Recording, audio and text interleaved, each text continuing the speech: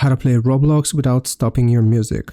So here's how it works. First, we need to change a few settings. Click on the three lines in the top left and then go into settings. Now from here, we have to click on privacy and content restrictions and then choose communication.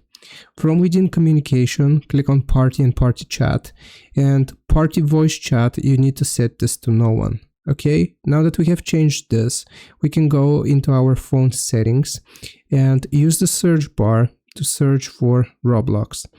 Okay, so click on Roblox and make sure microphone is turned off. After you have changed these two settings, then you can go into Roblox.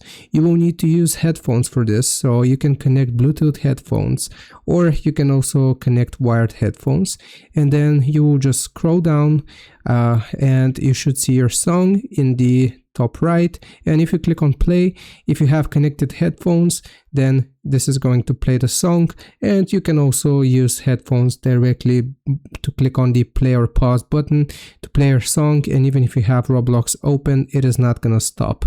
I hope this video helps. Leave a like and sub. I'll see you next time.